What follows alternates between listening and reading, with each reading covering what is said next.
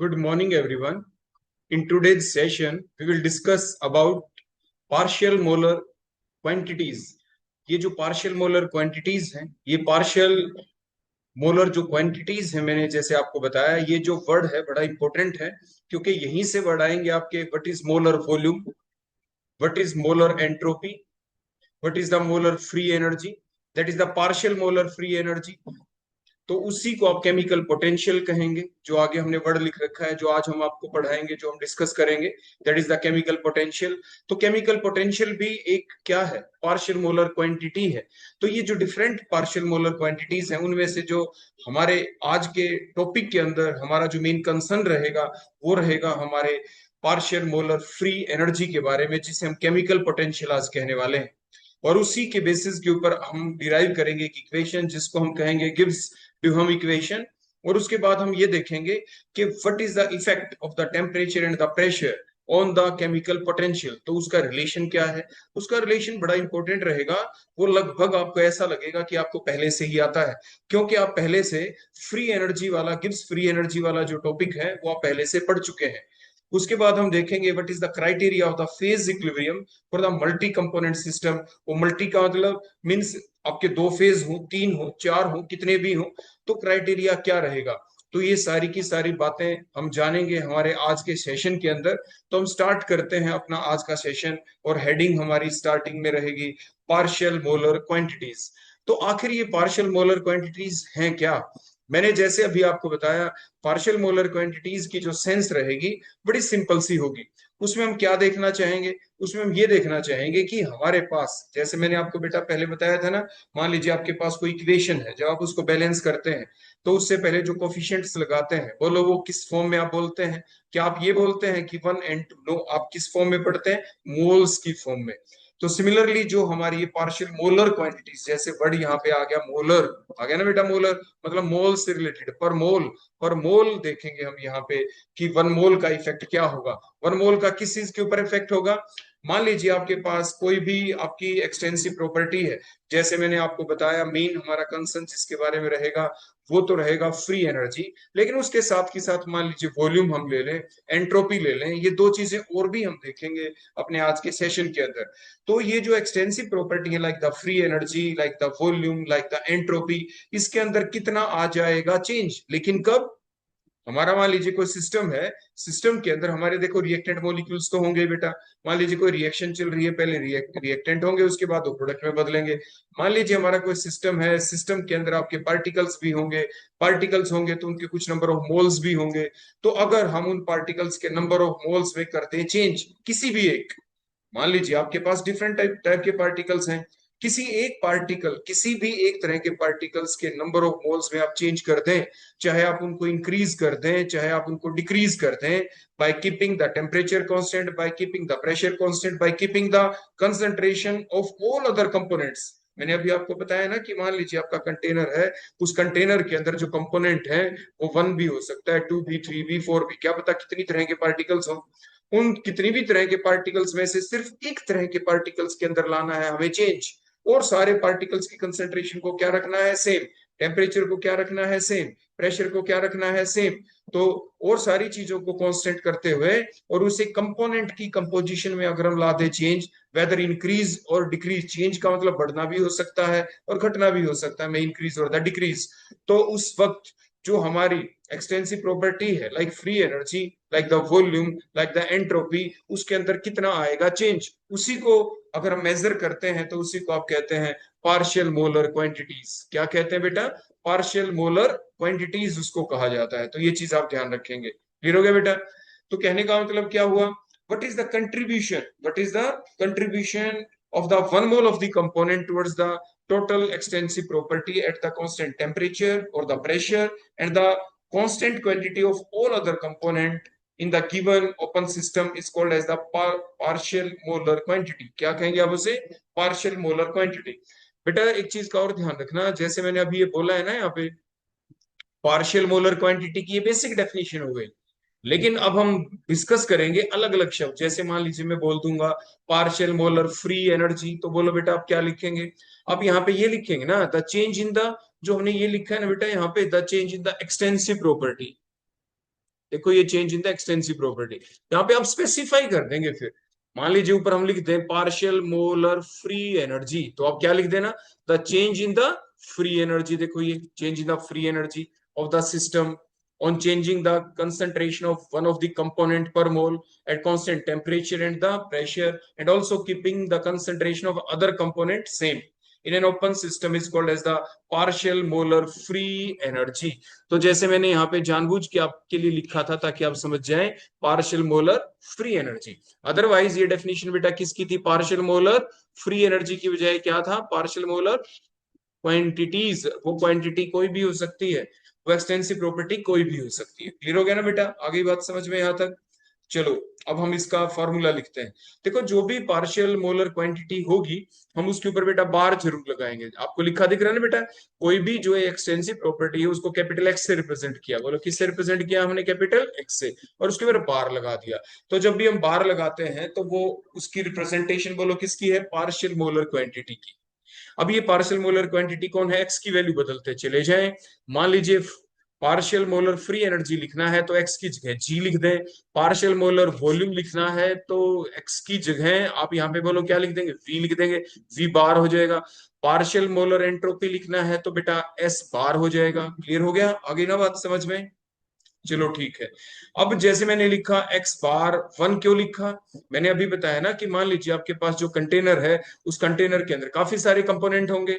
Out of this different component वो कौन सा है कंपोनेंट, देखो मान लीजिए पहली टाइप के पार्टिकल के N1 मोल है, दूसरी टाइप के पार्टिकल्स के N2 मोल है, तीसरी टाइप के पार्टिकल्स के N3 मोल है। तो मान लीजिए पहली टाइप के जो पार्टिकल थे जिसके N1 मोल हैं उसके अंदर कर दिया हमने चेंज। तो देखो X1 का मतलब पहली टाइप के पार्टिकल्स जिसके N1 मोल है, तो उनमें चेंज कितना किया N1 के अंदर, ये करली N1। करली N1 का मतलब वो बढ़ भी सकता है और घट भी सकता है। ठीक ठीक हो गया बेटा, चेंज आ गया। तो जब ये करली N1 मतलब चेंज किया नंबर ऑफ मोल्स में, वो भी पहले कंपोनेंट के अंदर, तो डेल्टा एक्स, डेल्टा करली का मतलब चेंज आ गया, एक्स का मतलब उस एक्सटेंसिव प्रॉपर्टी के अंदर आ गया है चेंज बाय कीपिंग। ये जो हमने ब्रैकेट के बाहर ये जो लिखे हैं स्मॉल करके ऐसे सबस्क्रिप्ट पी, जो नीचे लिख दिया प्रेशर कांस्टेंट है, टी नीचे लिख दिया तो टेम्परेचर कांस्टेंट है। आगे हमने लिख दिया यहाँ पे मान लीजिए N1 है तो N2 N3 N4 जो भी हैं, या कैपिटल एन कई बार हम लिख देते हैं, कैपिटल एन का मतलब द रिमेनिंग कंपोनेंट्स के नंबर ऑफ मोल्स। इसी टाइप से मान लीजिए हम जो पार्शियल मोलर क्वांटिटी अगर हम देखें उसको रिप्रेजेंट करें कब, जब हम जो सेकंड कंपोनेंट के मोल्स में लाते चेंज तो उसको x2 बार से रिप्रेजेंट कर देंगे। तो ये x1 बार x2 बार ये क्या है, these are the partial molar quantities. पता चल गया बेटा कैसे हम डेफिनेशन लिखते हैं, कैसे फिर उस फार्मूले की फॉर्म में उसको रिप्रेजेंट कर देते हैं। तो कोई भी पार्शियल मोलर क्वांटिटी हो उसको इसी टाइप से रिप्रेजेंट किया जाएगा। एक्स की जगह वैल्यू बदल देना, फ्री एनर्जी तो एक्स की जगह जी लिख देना दोनों जगह, और पार्शियल मोलर वॉल्यूम हो दोनों जगह वी लिख देना, पार्शियल मोलर एंट्रोपी दोनों जगह एक्स लिख एस लिख देना, कैपिटल एस। क्लियर हो गया ना बेटा, चलो अब आगे चलते हैं।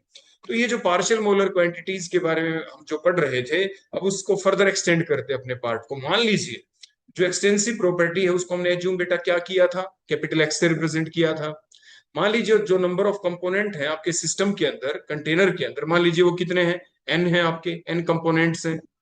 और जो आपके नंबर अमाउंट है, जो अमाउंट है उनकी बोलो कितने हैं, आपके amount of different components in mole, जो अलग अलग अलग अलग एन कंपोनेंट है, एन का मतलब N1 N2 N3 पता नहीं कितने, उनके मोल्स कितने हैं, N1 N2 N3 उनके मोल्स हैं, जो अलग अलग अलग अलग तरह के आपके कंपोनेंट्स हैं। उसके बाद मान लीजिए आपका जो सिस्टम है वो एक ओपन सिस्टम है। कैसा सिस्टम है बेटा, वो आपका एक ओपन सिस्टम है। सो द एक्सटेंसिव प्रॉपर्टी के बारे में आप जानते ही हैं, it is a function of, बोलो किसका होता है, it is a function of temperature, it is a function of pressure, it is also function of number of moles of the component. देखो ये फंक्शन ऑफ का क्या मतलब होता है, फंक्शन ऑफ का मतलब होता है डिपेंड्स अपॉन, कि वो किसके ऊपर डिपेंड करती है, एक्सटेंसिव प्रॉपर्टी किस पे डिपेंड करती है, वो टी के ऊपर टेम्परेचर पे डिपेंड करती है, कि टेम्परेचर चेंज करने से उसमें चेंज आ सकता है, आएगा उसमें। प्रेशर, प्रेशर चेंज करने से उसमें चेंज आएगा। Number of moles of component को चेंज करने से उसमें चेंज आएगा। तो जब चेंज आए तो इट मीन्स वो उस पर डिपेंड करती है, मीन्स वो उसकी फंक्शन ऑफ है। मैथमेटिक्स की भाषा में फंक्शन ऑफ बोला जाता है। ये हो गया ना बेटा। तो यहाँ पे हमने लिख दिया x, जो कि एक एक्सटेंसिव प्रॉपर्टी है, आगे इक्वल टू का sign, f means function of means depends upon temperature, pressure, number of moles means n1 पे डिपेंड करती है, n2 पे, n3 पे। अगर इनमें चेंज कर देंगे तो आपकी जो एक्सटेंसिव प्रॉपर्टी उसमें भी चेंज आ जाएगा। अगर हम मान लीजिए थोड़ा बहुत चेंज कर देते हैं उसके अंदर, if there occur the small change in the इधर in the temperature or in the pressure or in the number of moles of the component, then the change in the extensive property को हम कैसे represent करेंगे? तो हम कुछ इस तरीके से बेटा रिप्रेजेंट करेंगे। कैसे करेंगे? मान लीजिए बेटा देखो x लिखा था, ये सिंपल मैथमेटिक्स है, x लिखा था, बोलो कैसे रिप्रेजेंट कर दिया? dx। अब बड़े ध्यान से देखना, यहाँ पे देखो हमने क्या क्या लिख रखा है। एक्स डिपेंड ऑन बोलो किसके ऊपर था बेटा? टी के ऊपर था। देखो टी के ऊपर, पहले टी के ऊपर कंसंट्रेट करना, मैंने टी को अंडरलाइन किया। तो चेंज आ गया बोलो किसमें? हमने कैसे रिप्रेजेंट किया? D X is equal to, change आ गया एक्स के अंदर, तो देखो करली एक्स हो गया ना बेटा। लेकिन कब आया चेंज? क्योंकि डिपेंड टेम्परेचर पे करता है, डिवाइडेड बाय करली टी, जब टी के अंदर आ गया change, bye keeping all other factor constant, मतलब प्रेशर n1 n2 सभी कांस्टेंट, आगे dt। तो ये तरीका होता है बेटा लिखने का। क्लियर हो गया? प्लस अगर मान लीजिए अब हम चेंज कर दें, बोलो किसके अंदर स्मॉल चेंज कर दें? अगर हम चेंज कर दें प्रेशर के अंदर, तो अगर हम प्रेशर में चेंज कर दें तो ध्यान से देखें तो एक्स के अंदर फिर चेंज आया, कर ली एक्स बाय कर ली P, keeping other factor constant by means temperature n1 n2, आगे डीपी लिख दिया। ये तरीका होता है बेटा, लिखना ही पड़ता है ऐसा। उसके बाद हमने चेंज कर दिया बोलो किसके अंदर? फर्स्ट कंपोनेंट के अंदर, कर ली n1, देखो तो कर ली यानी एक्स के अंदर भी चेंज आ गया, तो कर ली एक्स बाय कर ली n1, ब्रैकेट के बाहर क्या? Other factor constant, pressure, temperature n2, क्योंकि n1 में चेंज किया, आगे dn1। प्लस इसी टाइप से आपके करली n2 का मतलब चेंज आ गया, जो n2 नंबर ऑफ मोल्स, जो नंबर ऑफ मोल्स थे, जो सेकंड कंपोनेंट था उसके मोल्स के अंदर आ गया चेंज, तो करली n2। तो फिर किस में भी चेंज आया ऐसा चेंज करने से? x के अंदर, तो करली x। तो करली x divided by curly n2, bracket के बाहर हमने क्या लिखा? Pressure constant, temperature constant, n1 मोल कांस्टेंट, और आगे d n2 हमने लिख दिया। क्लियर हो गया बेटा? तो यानी इस तरीके से हम इस बात को रिप्रेजेंट करते हैं। ये हो गई इसकी मैथमेटिकल की भाषा, मैथमेटिकल तरीके से हम इस तरह से रिप्रेजेंट करेंगे। क्लियर हो गया बेटा? अब जो ये बातें हमने यहाँ पे लिखी, तो अभी अभी आपने कुछ पढ़ा था पीछे बेटा, क्या पढ़ा था? पार्शियल मोलर क्वांटिटी की डेफिनेशन। तो जो पार्शियल मोलर क्वांटिटी की डेफिनेशन पढ़ी आपने, तो वहां से आपको कुछ ना कुछ यहाँ पे रिप्रेजेंटेशन आपको दिख भी रही होगी। जो हमने लिखा था ना एक्स बार से रिप्रेजेंट कर दो, तो वो कौन सी चीज आपको यहाँ पे दिख रही है? बड़े ध्यान से देखें।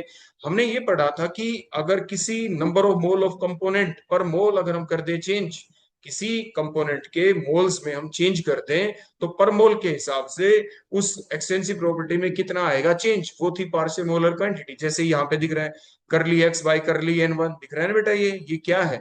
ये पार्शियल मोलर क्वांटिटी है। ऐसे ही करली एक्स बाय करली n2, ये क्या है? ये पार्शियल मोलर क्वांटिटी है।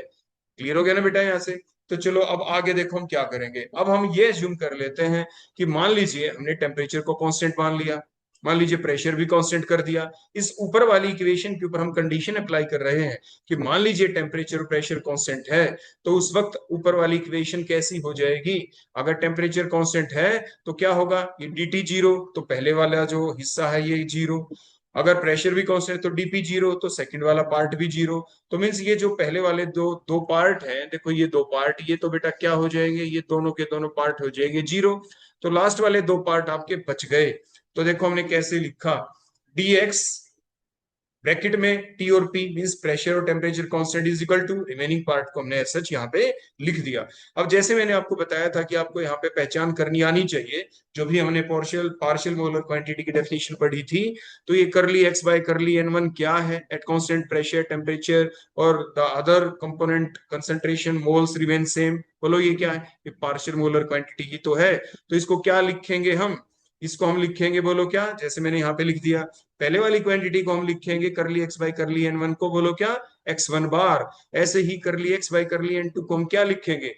बोलो क्या? x2 बार। क्लियर हो गया? तो ये वैल्यू पुट कर दे बेटा यहाँ पे, तो आपका बन गया ये रिलेशन कि dx at constant temperature and pressure is equal to x1 bar dn1 plus x2 bar dn2। अब एक चीज और देखना बेटा बड़े ध्यान से, हम एक रिलेशन और आज आपको करवाने वाले हैं, वो कोई और नहीं होगा, हम आपको फिर बता रहे हैं, वो कोई और नहीं होगा, वो सिर्फ क्या होगा कि x की वैल्यू को हम फिक्स कर दें, मतलब एक्स को फिक्स कर दें, एक्स है कौन, अगर हम एक्स को फिक्स कर सकते हैं कि ये फ्री एनर्जी है, जी है, तो हर जगह एक्स की जगह आप जी पुट कर देना। देखो इस पूरे फार्मूले में बेटा मैं आपको क्या बता रहा हूँ, एग्जाम में एग्जामिनर जो है आपको कुछ भी कह सकता है। ये तो हमने एक जनरलाइज्ड डेरिवेशन निकाल दिया।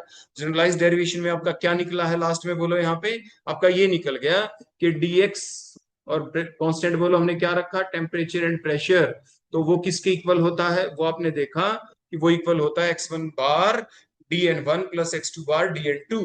अगर यहाँ पे होता g गिव्स फ्री एनर्जी तो क्या लिखते, dg लिखते बेटा, आप यहाँ पे dg ब्रैकेट में वही टीपी रहता, और यहाँ पे x1 बार की जगह g1 बार लिखते, प्लस x2 बार की जगह g2 बार लिखते। एक चीज और देखो आज मैं आपको पढ़ाऊंगा यहाँ पे, वो क्या, कि अगर हम देखो एक्सटेंसिव प्रॉपर्टी तो बेटा डिफरेंट हो सकती है, दैट में भी जो आज हम पढ़ेंगे उसमें से हम देखो तीन ही नाम मैं बोल रहा हूँ आपको बार बार, एक तो जी गिव्स फ्री एनर्जी, एक वॉल्यूम, एक आपकी एंट्रोपी, जो रिलेशन आपके आज यूज होने वाले हैं।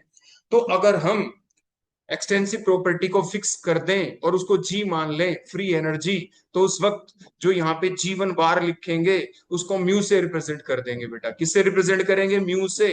म्यू कैसा लिखते हैं, देखो होता है ना बेटा इस टाइप से, देखो म्यू यू जैसा, और लेकिन देखो ये ऐसे म्यू लिखते हैं, इसको म्यू बोलते हैं आप, है ना।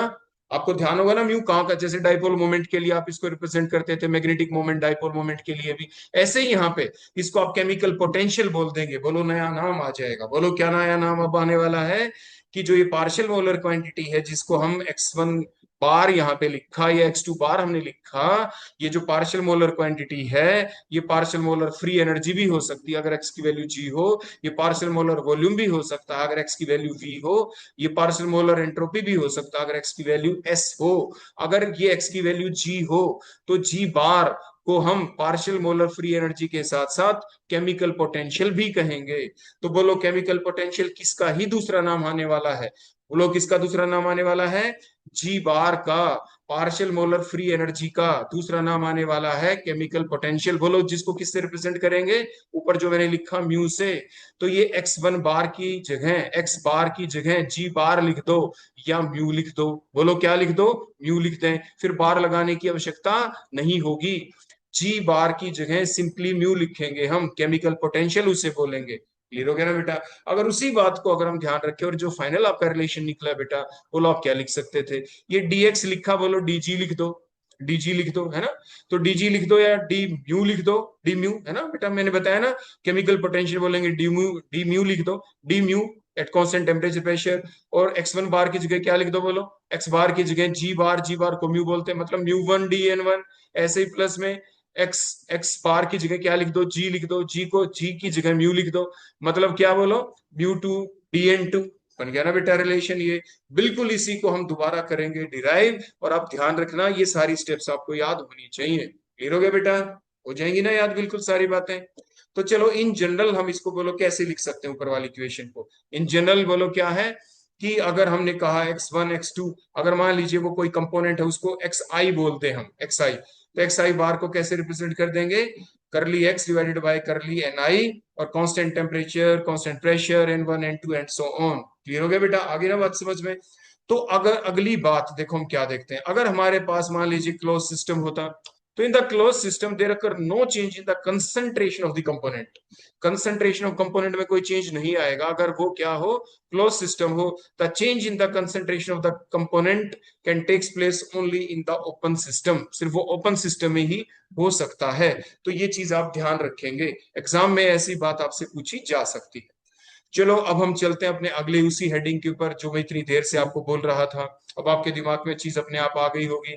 देखो केमिकल पोटेंशियल वर्ड, या इसी का दूसरा नाम क्या था, पार्शियल मोलर फ्री एनर्जी, जिसको जी बार लिखें, जिसको बोलो बेटा किससे रिप्रेजेंट करें, जी लिख के बेटा ऐसे जी, और जी के ऊपर क्या लगा दो, बार लगा दो, या तो जी बार से लिखें, या जैसे मैंने म्यू लिख रखा है, या आप इसको म्यू से रिप्रेजेंट करें, म्यू से ही करेंगे हम इसको रिप्रेजेंट, और बोलेंगे इसको केमिकल पोटेंशियल। क्लियर हो गया ना बेटा। चलो अब इसकी डेफिनेशन बताओ क्या होगी।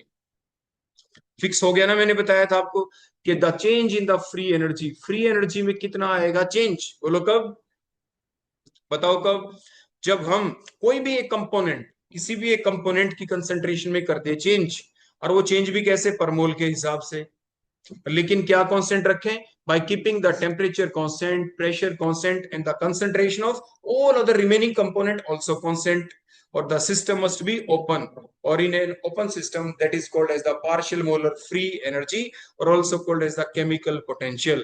या दूसरे शब्दों में जैसे अभी हम पीछे बोल ही रहे थे, the contribution of 1 mole of any of the component towards the total free energy at the constant temperature, pressure, and the constant quantity of all other component in an open system, then it is called as the chemical potential. तो अब उसे बेटा क्या बोलेंगे, chemical potential बोलेंगे, और formula देखो बेटा उसी टाइप से लिख देंगे। देखो यहाँ पे आ गया ना बेटा म्यू 1, आप इसको क्या लिख सकते थे बोलो, म्यू 1 की बजाय जी के ऊपर बार लगा के 1 G1 बार ऐसा लिख सकते थे, क्योंकि करली जी है और कंपोनेंट पहला है करली N1, तो curly G by curly N1 at constant temperature, pressure और रिमेनिंग कंपोनेंट जो भी हो इसको म्यू 1 कहेंगे। ऐसे म्यू 2 को भी आप ऐसे रिप्रेजेंट कर सकते हैं, mu 2 is equal to curly ji divide by curly N2 eight constant temperature, pressure and बोलो बाहर क्या लिखा, N1 जैसे हमने लिख दिया, या और भी कंपोनेंट हो तो वो भी बाहर आ जाएंगे ऐसे सबस्क्रिप्ट, मींस ये चीजें कांस्टेंट हैं। क्लियर हो गया बेटा, आगे ना बात समझ में।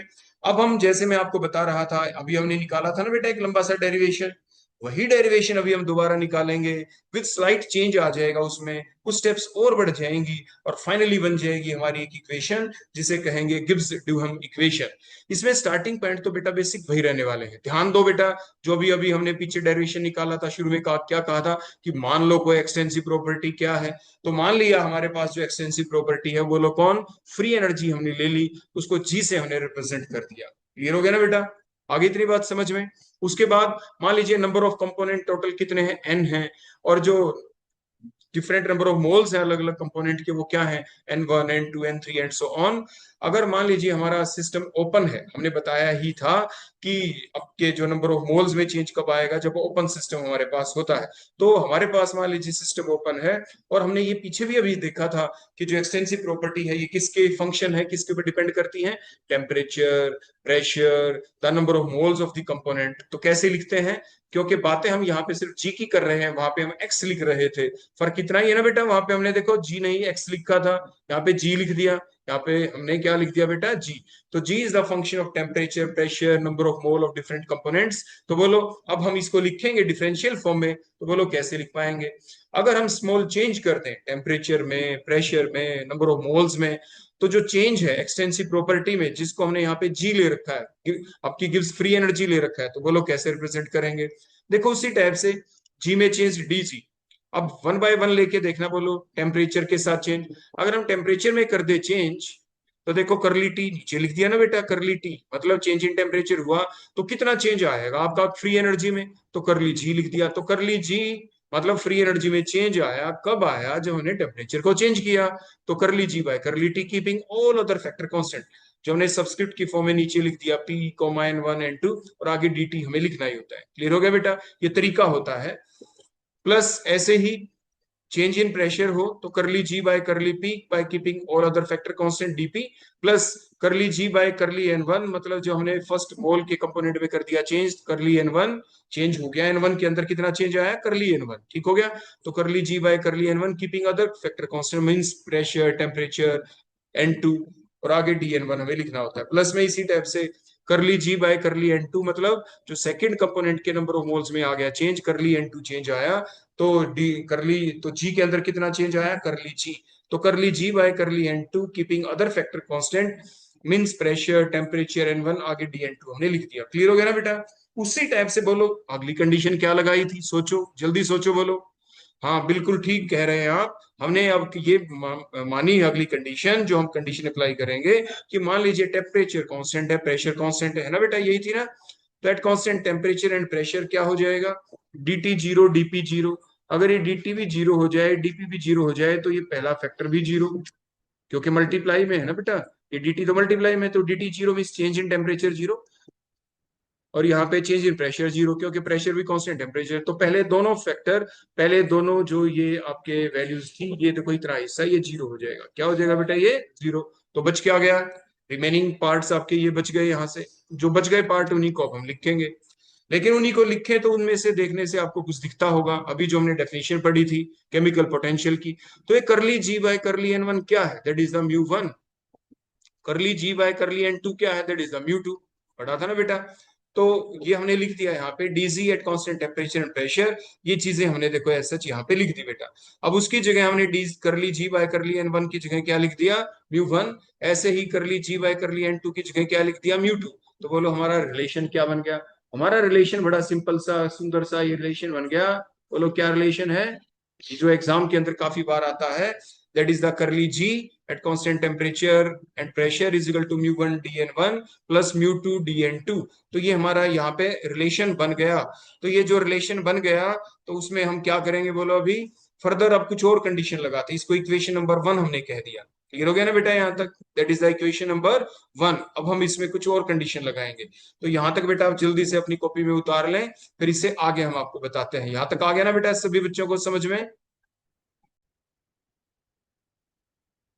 तो बेटा नेक्स्ट अब जो हम कंडीशन यहाँ पे अप्लाई करेंगे वो क्या होगा, क्योंकि जो पूरा का पूरा जो हमारा काम चलता है वो कंडीशंस के ऊपर ही चलता है। तो देखो नेक्स्ट हम क्या मानते हैं, मान लीजिए हमारे पास जो सिस्टम है उसके अंदर क्या है, डेफिनेट कंपोजिशन है आपके नंबर ऑफ मोल्स की, डिफरेंट कंपोनेंट की, N1 मोल N2 मोल। तो जो ऊपर जो हमारी जो इक्वेशन है इसको देखो हम कैसे लिख सकते हैं। मान लीजिए हमारे पास डेफिनेट कंपोजिशन हो जाए, ये DN1 की जगह N1 आ जाएगा, DN2 की जगह आपके N2 आ जाएगा, DG की जगह सिंपल G लिख देंगे हम। तो देखो हमारी इक्वेशन क्या बन गई, ऊपर वाली जो इक्वेशन वन है उसको हम कुछ ऐसे लिख देंगे। अगर हम इसको इंटीग्रेट कर दें तो बोलो क्या बन गया, बोलो शाबाश जल्दी से, G at constant temperature pressure number of moles is equal to, बोलो क्या, N1 mu one plus N2 mu two. अब फर्दर देखो इसमें हम कंडीशन लगाएंगे, अगर हम इस इक्वेशन को डिफरेंशिएट कर दें, now differentiate this equation with varying composition at constant temperature and the pressure. तो इक्वेशन देखो क्या बन जाएगी, जी का बेटा क्या बन जाएगा जल्दी बताओ, डीजी बन गया ना बेटा, डीजी। आगे देखो N1 म्यू वन है बेटा, दो चीजें हैं इसमें N1 म्यू वन। तो बोलो क्या बनेगा, N1 को पकड़ा तो म्यू का म्यू वन का कर दिया तो N1 म्यू वन। क्लियर हो गया ना बेटा, बोलो क्या बन गया, N1 डी म्यू वन। हो गया ना बेटा, N1 डी म्यू वन। देखो ये उसी टाइप से अब म्यू वन को पकड़े तो एन का कर दो तो mu one D N one. ऐसे जो N2 म्यू टू है बेटा आगे उसमें क्या करेंगे, N2 को कांस्टेंट रखे, म्यू म्यू टू का कर दो N2 डी म्यू टू। अब की बार म्यू टू को कांस्टेंट करें, N2 का कर दो mu two D N two. ऐसे ही अगर और भी होते, मतलब G is equal to N1 mu one plus N2 mu two plus N3 mu three and so on and so on and so on, पता नहीं कितने होते। तो इसी टाइप से आप लिखते चले जाते। क्लियर हो गया बेटा। अब जो ये इक्वेशन आपके सामने आपको लिखी हुई दिखाई दी, इसमें क्या करें, वो फैक्टर जिसमें म्यू पहले आपको दिख रहा है, सिंपल म्यू वन दिख रहा है, म्यू वन म्यू टू, उनको इकट्ठा कर दो। और जिसमें N1 N2 ऐसे दिख रहे हैं और D mu one D mu to, उनको इकट्ठा कर दो। चलो उनको इकट्ठा कर देते हैं। तो DG at constant temperature pressure is equal to, देखो म्यू वाले इकट्ठे कर दिए, mu one D N one plus mu two D N two. हो गया ना बेटा, एक जगह इकट्ठे, प्लस आपके डी म्यू वन और डी म्यू टू वाले इकट्ठे कर दिए, N1 D mu one plus N2 D mu two plus and so on जितने भी होते।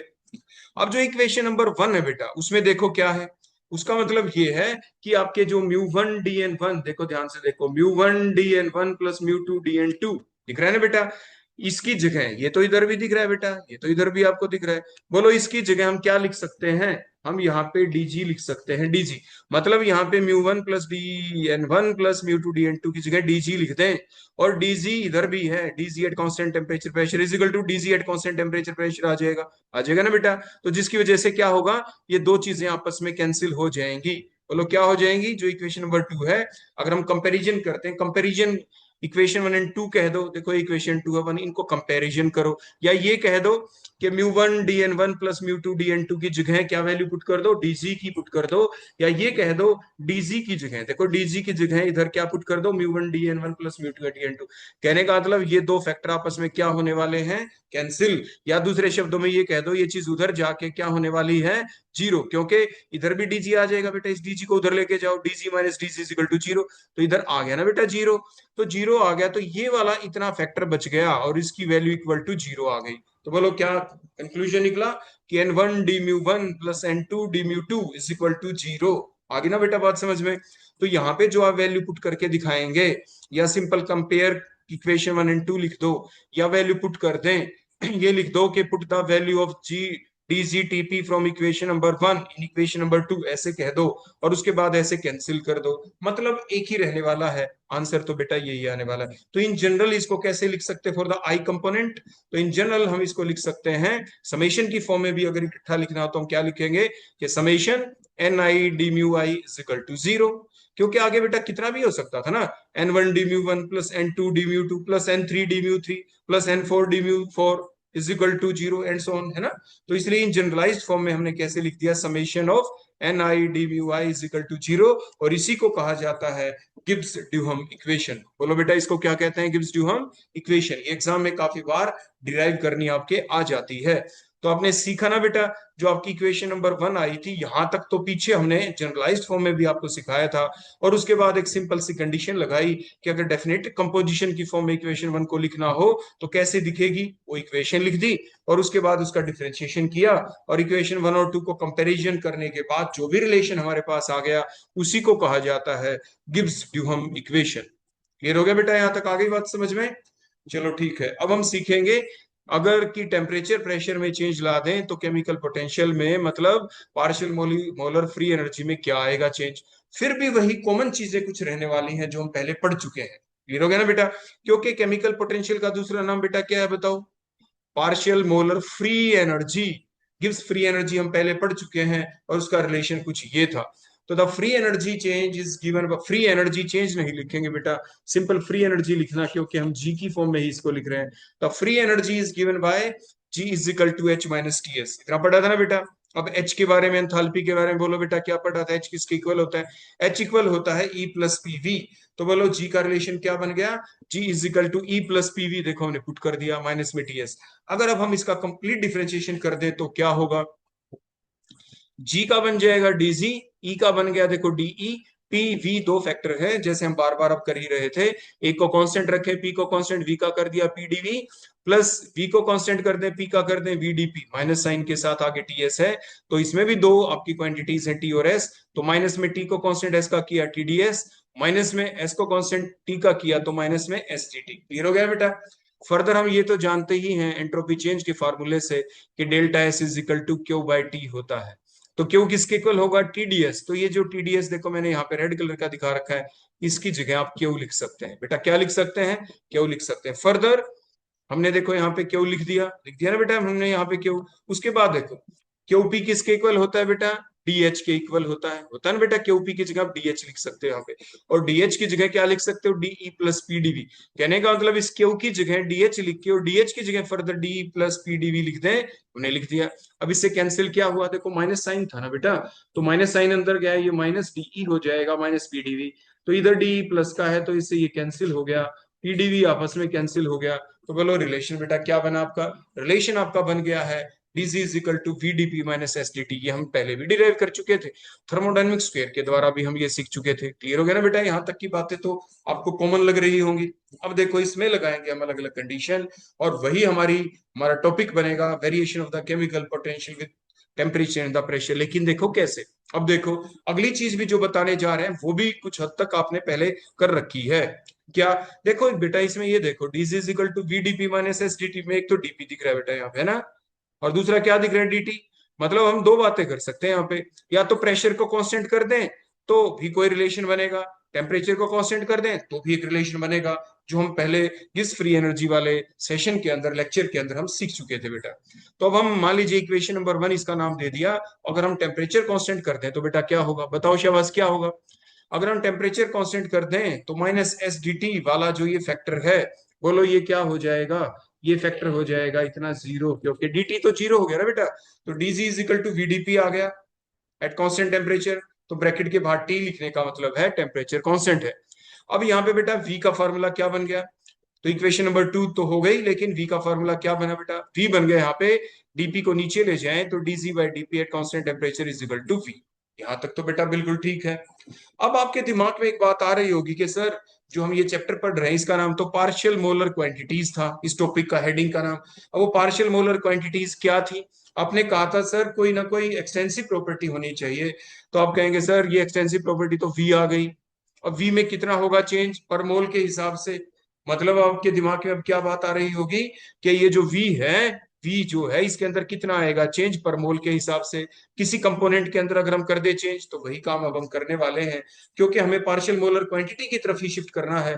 तो डिफरेंशिएट द अबो इक्वेशन जो यहाँ पे आपको दिख रही है, DG by DP at constant temperature is equal to V, ये वाली जो इक्वेशन 2 वाला इधर नहीं बेटा, जो इसकी दूसरी form is equal to V की फॉर्म में जो लिखा है, अगर हम इसको डिफरेंशिएट कर दे with respect to N I at constant pressure, तो बेटा क्या होगा, मतलब करली वाई करली एन आई लिखना है, तो बोलो curly V by curly N I बन गया, curly V by curly N I बन गया at constant pressure is equal to, इधर जो डीजी बाय डीपी है इसमें क्या होगा बेटा, D by D N I, D अंदर गया तो बोलो क्या बन गया, D square G means curly square G divided by DP पहले से है, और डी एन आई अंदर चला गया, मतलब करली एन आई अंदर चला गया एट कांस्टेंट प्रेशर। बन गया ना बेटा आपका रिलेशन। आगे इतनी बात समझ में?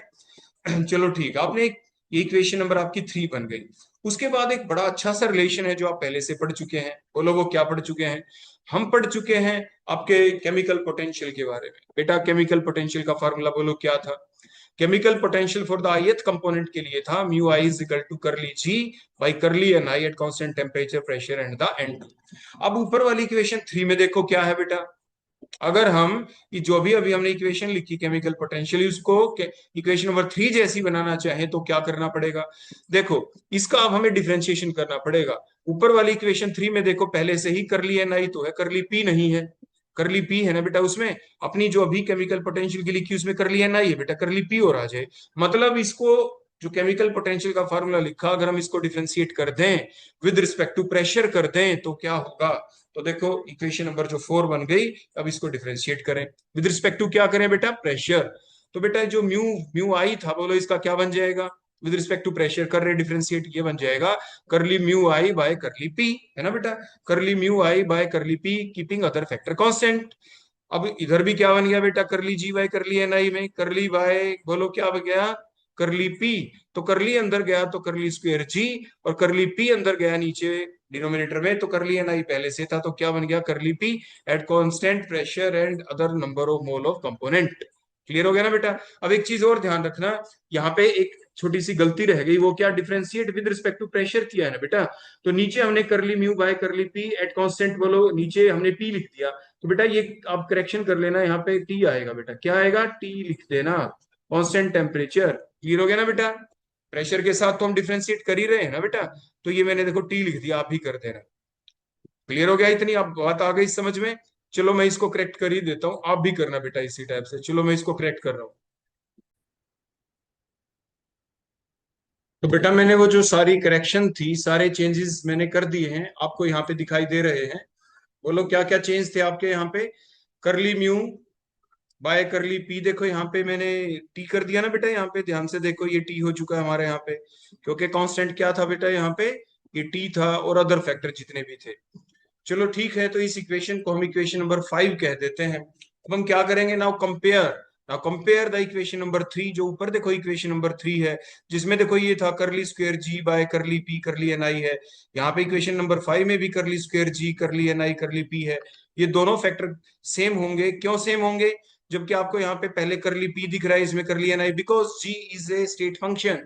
ये बात के ऊपर डिपेंड नहीं करती कि पहले आपने डिफरेंशिएट प्रेशर के साथ किया बाद में नंबर ऑफ मोल के साथ, या पहले नंबर ऑफ मोल के साथ किया बाद में प्रेशर के साथ, ये इस बात पे डिपेंड नहीं करता। जो जी है, जो फ्री एनर्जी है, because it is a state function. Clear हो गया ना बेटा? ऐसा हमने काफी बार कहा है। इसलिए इक्वेशन नंबर 3 और 5 को जो कंपेयर करें तो ये फैक्टर आपके आपस में कॉमन है, इसलिए हम क्या लिख सकते हैं बोलो, बड़ी सिंपल सी बात आ गई कि curly mu I by curly P at constant temperature and pressure, ये means sorry constant temperature and number of mole is equal to, वहां पे क्या था, curly V by curly N I at constant pressure. और ये curly V by curly N I क्या है, फिर सोचें, that is the partial molar volume. बताया था ना, करली के साथ यहाँ पे एक्स की वैल्यू कुछ भी हो सकती है with respect to change in the number of moles. Change in the number of mole तो बेटा नीचे है ही करली एन आई, ऊपर किसके साथ आया चेंज, करली वी के अंदर आया चेंज बेटा, वी वॉल्यूम के अंदर, तो इसे कहेंगे पार्शियल मोलर वॉल्यूम। कैसे रिप्रेजेंट करेंगे, वी के ऊपर बार लगा के, और ith कंपोनेंट के लिए है। क्लियर हो गया बेटा? आगे ना बात समझ में यहाँ तक? और फर्दर आगे हम क्या करेंगे, अपने कुछ और डेरिवेशन निकालते हैं आइडियल गैस इक्वेशन के द्वारा भी। देखो आपने कुछ पढ़ा है, सीखा है, देखो वो क्या पढ़ा सीखा है, देखो आपने ये सीखा है कि PV is equal to NRT होता है, तो बोलो वी किसके इक्वल हो जाएगा? वी आपके इक्वल हो जाएगा एनआरटी बाय पी, है ना? तो ये जो हमने अभी अभी लिखा V is equal to NRT by P के इक्वल होता है, ऐसा हम क्यों कर रहे हैं? फिर आपके दिमाग में एक बात आई, क्या आई बेटा बोलो? कि सर यहाँ पे अभी अभी आपने जो पार्शियल मोलर वॉल्यूम लिखा है ना वी आई बार, जरूर आप इस जो आइडियल गैस इक्वेशन लिखी है इस वाले वी को भी आप जरूर वी बार की फॉर्म में कन्वर्ट करना चाहते होगे। तो उसके लिए बेटा हमें क्या करना पड़ेगा? सोचो सोचो शाबाश।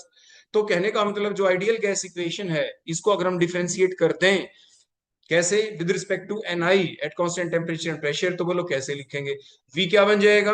करली V by curly N I at constant temperature pressure is equal to, जब हम इसका डिफरेंशिएट करेंगे एन आई के साथ, तो बोलो एन दिख रहा है बेटा यहाँ पे, एन एन, तो बोलो कैसे लिखते हैं? डी बाई डी एन, है ना? यही कर रहे हैं, करली बाई करली एन। तो इधर करली करली ऊपर लगा दिया तो करली एन अपने आप हो गया, नीचे भी करली एन, करली एन से करली एन कट गया तो आर टी बाई पी बच गया। तो सिर्फ क्या बच गया बेटा? R T by P. क्योंकि इधर बेटा साथ के साथ आप क्या लिख सकते हैं? आप ऐसे लिख सकते हैं, ऊपर भी कर ली एन और नीचे भी बेटा क्या कर ली एन, और ये आई और ये भी आई मान लेंगे अगर हम नंबर ऑफ मोल्स माने, तो इससे कैंसिल हो जाएगा। क्लियर हो गया ना बेटा? फिर आप कहेंगे सर ये तो आपने सिर्फ एन के रिस्पेक्ट में किया, आगे भी तो सर कुछ होता है। तो मैं कहूंगा बेटा आगे किसी का भी कर दो, मतलब पहले आपने अब की बार डिफरेंशिएशन किया एन का, देखो आपने एन का किया है, बिल्कुल ठीक कहा, एक बच्चे ने एन का किया है। अब जो रिमेनिंग फैक्टर है ना बेटा, चाहे आर कर लो, क्योंकि देखो जब आपने एन का डिफरेंशिएशन किया तो आर टी बाई पी को कांस्टेंट रख दिया, R T by P constant, और एन के रिस्पेक्ट में डिफरेंशिएशन किया। अब की बार हम क्या करेंगे? आपके मान लीजिए आर के रिस्पेक्ट में डिफरेंशिएशन करें, differentiation of R is zero because R constant, temperature pressure वैसे कांस्टेंट कर रखा है, तो टी और पी के साथ भी डिफरेंशिएशन करेंगे तो भी जीरो, मतलब आगे जीरो आ जाएगा। किसी के साथ करें, आर के रिस्पेक्ट में करें जीरो, टेम्परेचर के रिस्पेक्ट में करें तो जीरो, अब वॉल्यूम प्रेशर के रिस्पेक्ट में करें तो जीरो, यही तो है ना बेटा? तो मीन्स ये सारे फैक्टर जीरो हो गए, तो बच गया सिर्फ क्या? यही बचा ना बेटा, इतना ही। बोलो क्या बच गया? कि curly V by curly N I at constant temperature pressure is equal to RT by P। Clear हो गया ना बेटा? अब इसको बोलो किससे करेंगे कंपेयर? हम यहीं पे तो करेंगे बेटा, जो आपने कंपेयर इक्वेशन 3 और 4 किया था, यहाँ पे देखें ये curly V by curly N I क्या है बोलो? देखो करली एन आई नीचे दिखते ही मतलब कोई भी कंपोनेंट उसके मोल्स के अंदर चेंज कर रहे हैं हम, तो किस में चेंज आ रहा है? वी में, तो ये पार्शियल मोलर वॉल्यूम हो गया, मतलब वी आई बार बन गया। तो बेटा इसकी जगह आप क्या लिख सकते हो बोलो? ये वी आई बार है, या करली वी बाई करली एन आई की जगह आप क्या लिख सकते हो बोलो? ये इधर देखो जो नीचे था, यहाँ पे इसकी जगह करली mu I by curly P भी लिख सकते हैं, तो हम इसकी जगह करली mu I by curly P भी लिख सकते हैं, तो वही लिख देते हैं। चलो तो हमने क्या लिखा? Curly mu I by curly P at constant temperature number of mole is equal to R T by P. Clear हो गया बेटा? अब क्या करेंगे हम? ये जो करली पी है इसको क्रॉस मल्टीप्लाई करके ऊपर ले जाओ दूसरी साइड में, तो इधर करली म्यू बच गया बेटा।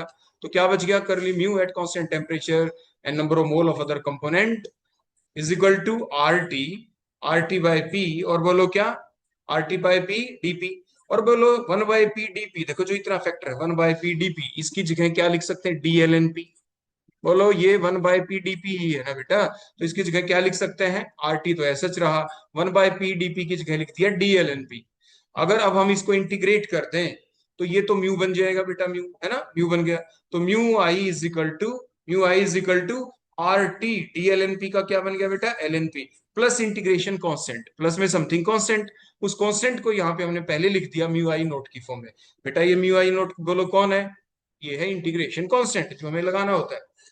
तो ये नेक्स्ट इक्वेशन बन गई। यहाँ पे म्यू आई नोट तो बेटा क्या है? इंटीग्रेशन कांस्टेंट, जो किस पे डिपेंड करता है?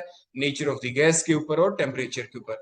फर्दर एक चीज और बताएं बेटा, मैथमेटिक्स की पूछ रहे हैं आपसे, अगर हम प्रेशर 1 एटमॉस्फेयर कर दे तो बेटा क्या हो सकता है बताओ? यहाँ पे अगर ये एल एन पी दिख रहा है, इसको एलओजी की फॉर्म में बदल दें, 2.303 एलओजी लॉग पी, तो प्रेशर 1 atm कर दें, लॉग 1 तो जीरो होता है, मतलब ये फैक्टर देखो इतना जीरो हो जाएगा। तो जब अगर हम प्रेशर 1 atm कर दें तो म्यू आई नोट के इक्वल हो जाएगा। किसके इक्वल हो जाएगा बेटा? Mu I is equal to mu I nought. Exam में डिराइव करवा सकते हैं कि under what condition mu I is equal to mu I nought, derive it, 3 marks 4 marks कुछ भी दे दें। या ये जो अभी अभी हमने ये डिराइव किया था mu I is equal to mu I naught plus में R T L N P, इसको डिराइव करें, ये डिराइव करना आ सकता है। या जैसे मैंने अभी आपको कहा ये लास्ट में जो हमने निकाला अंडर द कंडीशन ऑफ के प्रेशर इज 1 atm, तो वो भी निकलवा सकते हैं। या ये जो v, ये आपका ये जो निकला है करली mu I by curly P molar volume v बार, है ना बेटा, ये जो रिलेशन कंपैरिजन करने से ही आया, तो ये आपके डिराइव एग्जाम में करवा सकते हैं। क्लियर हो गया बेटा? तो ये सारी बातें ध्यान रखना जो मैंने बॉक्स में बंद कर दी हैं। कोई भी एक बात आपके एग्जाम में पूछी जा सकती है, न्यूमेरिकल निकलवा लें बेटा इसके ऊपर ही। चलो ठीक है। अभी तक हमने बेटा आपको ये सिखाया कि जो हमारा ये रिलेशन था, देखो जो इक्वेशन नंबर 1 थी, जो थी हमारे H इक्वल टू VdP, जो इक्वेशन नंबर बेटा 1 है, इसमें हमने बेटा टेम्परेचर को क्या रखा था, कांस्टेंट। अब हम चलाते हैं अगली कंडीशन। पेज के बीच में जो लाइन है साइड वाली चीज को हटा देते हैं और कंडीशन लगाते हैं। टेम्परेचर कांस्टेंट की बजाय यहाँ पे VdP भी है ना, तो प्रेशर कांस्टेंट होगा, तो बेटा क्या होगा, तो देखो ये हमने लाइन लगाई और लिख दिया एट कांस्टेंट प्रेशर। तो अगर हमने प्रेशर कर दिया कांस्टेंट, तो जो इक्वेशन 1 है ये बोलो कैसी हो जाएगी। अगर प्रेशर कांस्टेंट कर दे तो यहाँ पे जो ये VdP है बेटा इक्वेशन नंबर 1, तो ये हिस्सा जीरो हो जाएगा क्योंकि DP इज जीरो। तो DG at constant pressure is equal to minus में SdT। हो गया ना बेटा? अब हम माइनस एस का रिलेशन निकाल देते हैं, dt को बेटा नीचे ले जाएं, तो क्या बन गया, dg by dt at constant pressure is equal to minus S. अब देखो आपके दिमाग में फिर से वही बात आ रही होगी कि सर हम चैप्टर तो पढ़ रहे हैं, पार्शियल मोलर क्वांटिटी से रिलेटेड हमारा टॉपिक चल रहा है, उसका मतलब होता है change in the number of mole of any component. तो यहाँ पे एस दिख रहा है, एक एक्सटेंसिव प्रॉपर्टी है, इसमें कब आएगा चेंज, कब आएगा चेंज, जब हम, ये तो कईयों पे डिपेंड करता है ना बेटा, टेम्परेचर पे, प्रेशर पे, नंबर ऑफ मोल्स पे। हम क्योंकि इसको कन्वर्ट करना चाहते हैं पार्शियल मोलर क्वांटिटी के अंदर, पार्शियल मोलर एंट्रोपी के अंदर, तो चेंज हम number of mole of component में करेंगे। कोई भी ith कंपोनेंट ले लेंगे, n1 कंपोनेंट में चेंज कर देंगे। तो वही हम कर रहे हैं, देखो differentiate that above equation with respect to Ni at constant temperature. तो बेटा क्या होगा यहाँ पे, जो S है यहाँ पे S, इसमें अगर हम चेंज आ जाएगा, जब Ni में चेंज आए तो कैसे लिखेंगे, माइनस करली करली S divided by curly Ni at constant temperature. अब इधर वाले में बेटा क्या बन जाएगा, dt तो पहले से ही है, विद रिस्पेक्ट टू Ni कर रहे हैं, तो करली बाय करली Ni, करली ऊपर गया तो करली स्क्वेयर जी बन गया बेटा, dt पहले से करली Ni अंदर चला गया, करली t bye curly Ni at constant temperature. Clear हो गया ना बेटा? आगे इतनी बात समझ में? अब एक चीज आपके दिमाग में बेटा फिर आई होगी कि सर यहाँ पे देखो G, curly square G by curly T curly Ni है, तो इधर इक्वेशन नंबर जो 4 है हमारी, उसमें करली Ni दिख रहा है बेटा, है ना, दिख रहा है ना यहाँ पे। अब इसमें अगर करली टी भी आ जाए, कब आए, जब इक्वेशन 4 को हम डिफ्रेंशिएट कर दें विद रिस्पेक्ट टू टेम्परेचर, तो करें वही काम। तो now differentiate that equation number 4 जो हमने पहले यहाँ पे लिखी थी, जो हम केमिकल पोटेंशियल की डेफिनेशन के अनुसार हम जानते थे, इसको हम डिफरेंशिएट कर रहे हैं विद रिस्पेक्ट टू टेम्परेचर। तो बोलो म्यू आई का क्या बन जाएगा, curly mu I by curly T. हो गया ना बेटा, curly mu I by curly T by keeping other factor constant is equal to, इधर करली बाय करली टी के साथ आप कर रहे हैं, तो करली अंदर गया तो करली स्क्वायर जी, बेटा ये स्क्वायर लगा देना, देखो ये रह गया यहाँ पे, स्क्वायर जरूर लगाना है यहाँ पे। देखो curly square G divided by curly Ni पहले से था, करली टी आ गया बेटा। अब आप क्या करें, अब आप क्या करेंगे बेटा, शाबाश जल्दी बताओ, इसको किसके साथ कंपैरिजन करें, इसको कंपैरिजन करें जो ऊपर हमने इक्वेशन ये नंबर 6 लिख रखी है, तो ये जो दो ऊपर वाली इक्वेशन है, ये दोनों, इनको अगर हम कंपैरिजन करें तो आपको क्या दिखाई दिया, जैसे कि g एक स्टेट फंक्शन है, तो करली स्क्वेयर जी तो कॉमन हो गया बेटा, नीचे ऊपर तो दिख रहा है करली टी बाय करली Ni, और यहाँ पे करली Ni बाय करली टी, उससे फर्क नहीं पड़ता कि वट एवर में भी the path of path path achieve, को कौन सा पाथ आपने अचीव किया, मतलब डिफरेंशिएशन किया तो कैसे किया, पहले टी के साथ किया बाद में Ni के साथ, या नीचे पहले Ni के साथ बाद में टी के साथ, उससे फर्क नहीं पड़ता, मतलब ये दोनों क्वांटिटी सेम है। तो means by comparison G that equation 6 and 7 we find that, हमने क्या मिला, हमें ये मिला कि जो ये माइनस में आपके ये जो करली S by curly N I है, इसके इक्वल हो गया curly mu I by curly T. तो हमने लिख दिया करली mu I by curly T at constant pressure and number of moles of component is equal to minus curly S by curly N I at constant temperature. तो यहाँ पे अब आपसे क्या पूछ सकते हैं बेटा, ये रिलेशन आपसे एग्जाम में पूछ ले कि डिराइव दैट, इसको बेटा डिराइव करके दिखाएं, ऐसा पूछ सकते हैं। या ये और तो बेटा पुराने ही रिलेशन है, गिब्स फ्री एनर्जी वाली यूनिट में आप पहले ही पढ़ चुके हैं, एंट्रोपी वाले सेशन के अंदर आप पहले ही सीख चुके होते हैं। आगे बेटा बात समझ में यहाँ तक, कोई डाउट, कोई बात पूछनी हो, और इसको हम कह देते हैं curly S by curly N I को बोलो क्या, पार्शियल मोलर एंट्रोपी।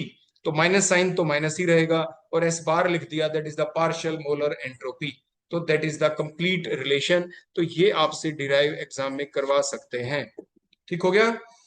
चलो अब हम नेक्स्ट अपनी हेडिंग ले लेते हैं, what is the criteria for the phase equilibrium for multi component system. मान लीजिए हम एक की बजाय दो फेज ले लें, तीन फेज ले लें, चार पांच छह कितने भी फेज ले लें। मान लीजिए फेज वन है बेटा, कोई कंटेनर है, ये एक फेज है, उसी कंटेनर में ऊपर ये दूसरा फेज बन गया बेटा, उसी में मान लीजिए तीसरा फेज बन गया, उसके अंदर कोई आईएच कंपोनेंट बेटा हमने ले लिया, और ये आईएच कंपोनेंट है ना बेटा, इसका इक्विलिब्रियम सेटअप हो चुका है, इक्विलिब्रियम में है ये, मतलब ये बी फेज में भी जा सकता है। देखो इक्विलिब्रियम इन बी फेज, ये बी से बेटा सी में भी जा सकता है इक्विलिब्रियम विद, मतलब that I component is present in all these phases, that is phase A, phase B, phase C, phase C, और मान लीजिए डी होता तो phase D, and that I component is in equilibrium, equilibrium के अंदर है in all the phases. तो अब हमें कौन सा क्राइटेरिया लगाएं, क्या इसकी सेंस है, वो अब हम यहाँ पे एक्सप्लेन करने वाले हैं।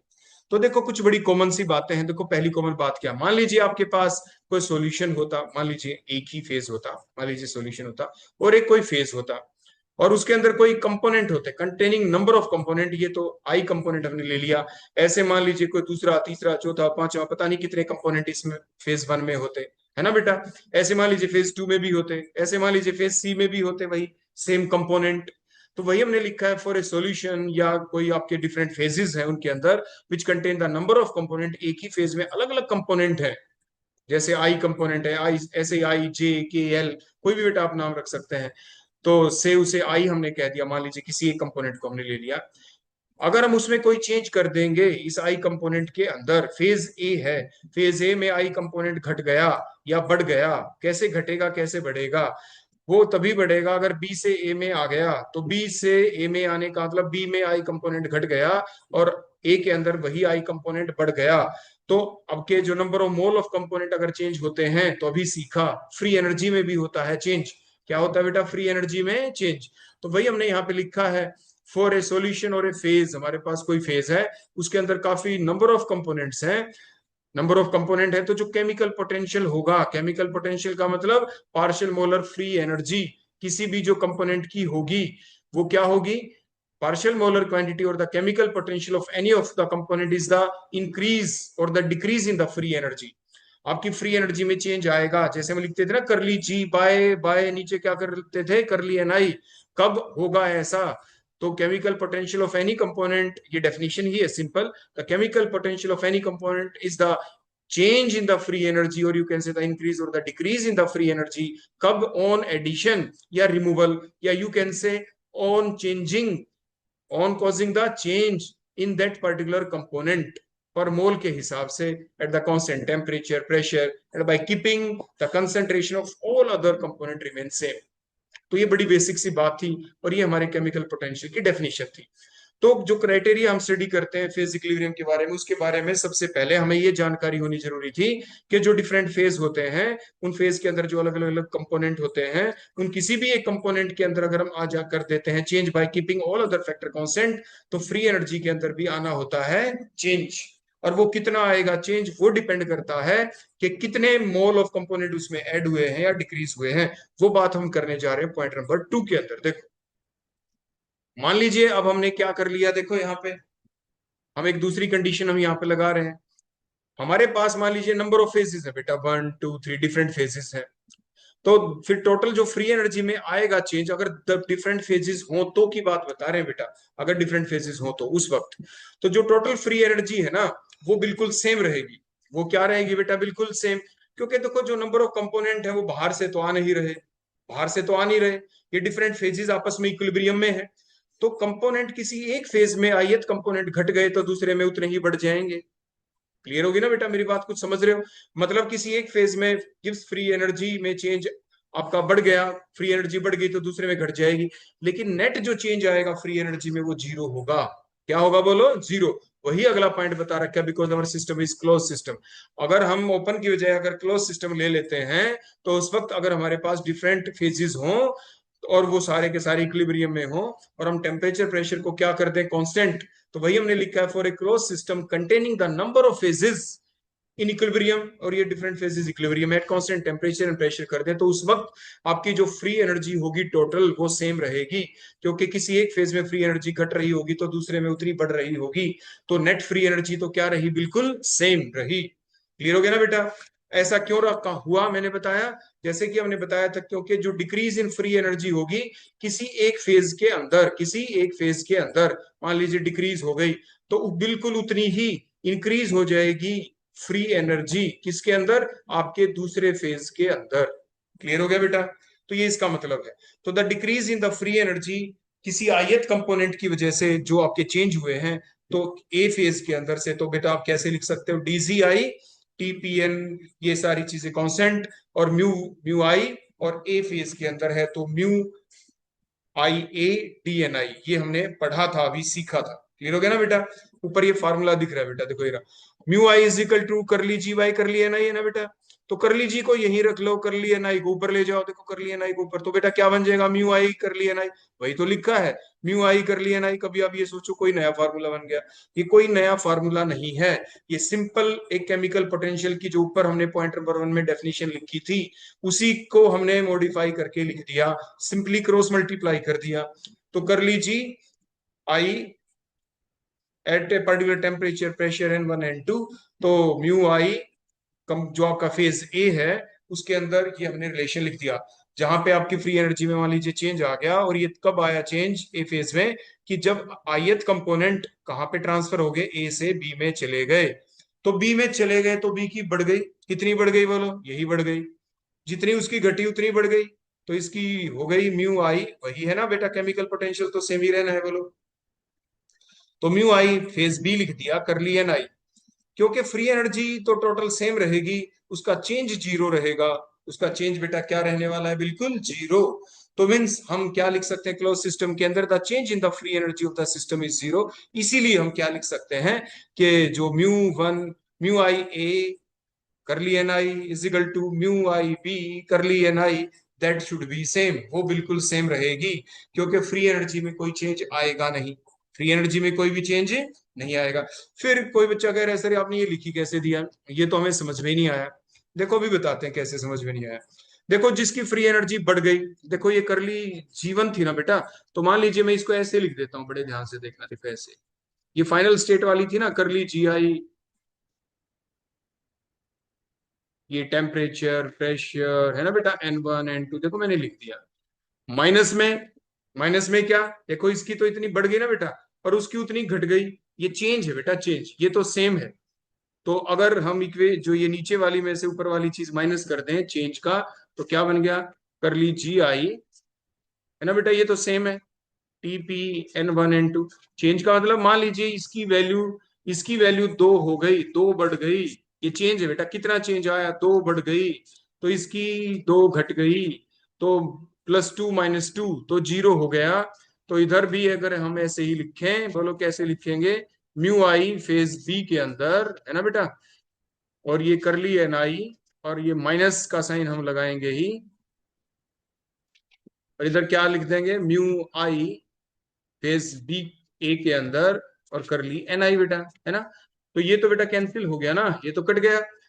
अब ये जो चीजें हैं क्योंकि फेज ए और फेज बी के बारे में है, तो ये जब माइनस का साइन दूसरी साइड में जाएगा तो इक्वल टू आपके प्लस का हो जाएगा, है ना, दूसरी साइड में जाके, वही हमने देखो यहाँ पे लिखा है।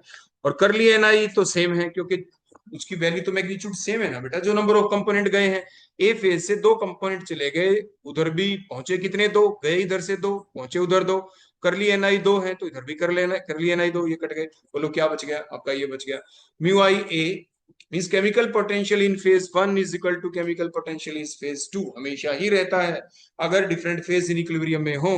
तो वही हमने लिखा है, so we conclude that for a system containing a number of phases in equilibrium at constant temperature and pressure, then the chemical potential of any component, जैसे हमने यहाँ पे ith component माना था ना बेटा, so the chemical potential of ith component is same in all the phases, जो उसका केमिकल पोटेंशियल की जो वैल्यू होगी बेटा वो सेम रहेगी, किसी भी फेज में देख लो क्या रहेगी, बिल्कुल सेम। तो ये था हमारा हेडिंग कि भाई criteria for the phase equilibrium for the multi component system. इसमें आपने क्या सीखा, यही सीखा जो हमारा कंक्लूजन था कि the chemical potential of any of the component will remain same in all the phases eight constant temperature and pressure if all these different phases के अंदर आपके जो कंपोनेंट है उनके बीच में इक्विलिब्रियम सेटअप हो चुका हो। तो उस वक्त हम कहते हैं कि केमिकल पोटेंशियल क्या रहता है उस ith कंपोनेंट का, हर फेज के अंदर बिल्कुल सेम रहता है। क्लियर हो गया ना बेटा? चलो एक आपकी माइंड की प्रैक्टिस करवा देते हैं जल्दी से, आप बड़े ध्यान से देखना, सिर्फ प्रैक्टिस होगी बेटा, कोई ज्यादा नहीं होगी। अब हमारा काम सिर्फ प्रैक्टिस है, माइंड प्रैक्टिस है, थोड़ा दिमाग लगाना और हमें ये बताना बेटा। देखो, क्या आप ये जानते हैं G is equal to H minus T S? बताते जाए शाबाश। चलो ठीक है। तो अगर हम आपको ये कह दें कि इसको डिफ्रेंशिएट कर दें विद रिस्पेक्ट टू एन या एन आई, जो भी आप करना चाहें उस पूरी इक्वेशन को, तो बेटा बोलो कैसे करेंगे? आप ऐसे ही करेंगे ना, जी का क्या बना देंगे, जी के अंदर आ गया ना चेंज, अगर एन ith कंपोनेंट में चेंज आ गया नंबर ऑफ मोल्स में, कर ली जी वाई, कर ली एन आई लिख देंगे, keeping other factor constant. H में कैसे लिखेंगे बेटा, कर ली एच बाय कर ली एन आई, है ना? ऐसे ही टीएस में कैसे लिखेंगे बेटा, टी को बाहर कांस्टेंट रखा और एस में कर दिया, कर ली एस बाई कर ली एन आई लिख दिया ना बेटा। ये सारी क्या है, ये पार्शियल मोलर क्वांटिटी बन गई। पहले वाली पार्शियल मोलर फ्री एनर्जी है, अगली वाली पार्शियल मोलर एंथैल्पी है, उससे अगले वाली पार्शियल मोलर एंट्रोपी है। बोलो कैसे कैसे लिख देंगे? इसको जी बार लिख देंगे, जी बार आई, है ना? अगले को एच बार आई लिख देंगे, उससे अगले को टी, तो एस एच रामायण टी और एस आई बार लिख देंगे। कुछ आगे बात समझ में? क्या पता ये आपसे ऐसे डिराइव करवा लें, डिराइव दैट। तो ये कुछ और नहीं, सिंपल गिव्स फ्री एनर्जी का इक्वेशन लिखें और उसको डिफरेंशिएट कर दें विद रिस्पेक्ट टू आपकी एन कंपोनेंट या एन आई कंपोनेंट। ठीक हो गया बेटा? चलो अगली चीज और पूछ लेते हैं। अब ये बताएं, जो ये जी बार लिखा है इसको म्यू से लिख सकते हैं कि नहीं? बिल्कुल ठीक, कि पार्शियल मोलर फ्री एनर्जी को केमिकल पोटेंशियल भी कहते हैं और उसको म्यू से रिप्रेजेंट करते हैं। तो जी बार की जगह हमने म्यू लिख दिया बेटा, और बची हुई चीजें हमारी एज सच रही। क्लियर हो गया ना बेटा यहाँ तक? तो ऐसा भी आपसे डिराइव करवा सकते हैं। चलो आगे बताएं, जो आपने पार्शियल मोलर जो एंट्रोपी है, पार्शियल मोलर बेटा क्या है? एंट्रोपी। देखो जो ऊपर हमने अभी निकाली है, कर ली एस बाई कर ली है ना, ये जो था, तो ये कौन था जो अभी अभी ऊपर हमने देखा था? तो एस एस आई बार क्या होगा? कर ली एस बाई कर ली एन आई, कीपिंग अदर फैक्टर कांस्टेंट। ठीक हो गया बेटा? आगे कुछ बात समझ में? अब जो एस है, एस, देखो ये एस है, इस एस की जगह आप क्या लिख सकते हैं? अभी तो आपने पीछे डिराइव किया था बेटा, जो एस होता है ना, एस, ये क्या होता है? ये आपने ये लिखा था ना बेटा कि DG by D T at constant pressure, DG by D T at constant pressure is equal to, बोलो क्या था? Minus S. ये बेटा अभी अभी आपने पीछे डिराइव किया था, DG is equal to VDP minus S D T, था ना बेटा? डीजी इज इक्वल टू बेटा क्या था? वीडीपी माइनस में एस डी टी वाला जो रिलेशन था। और यहाँ पे अगर हम प्रेशर को कांस्टेंट कर दें तो ये फैक्टर क्या हो जाएगा? जीरो। तो DG by D T, DG by वो, तो बोलो बेटा क्या? D T at constant pressure is equal to minus S. हाँ क्या नहीं था बेटा? तो वही हम कह रहे हैं यहाँ पे डीएस में जो ये एस है, इस एस की जगह हम क्या पुट करते हैं? एस की जगह पुट करना है तो बेटा जो माइनस का साइन है इसको इधर ले जाओ, तो इधर बेटा प्लस हो जाएगा। तो एस की जगह क्या पुट किया? Minus D C by D T.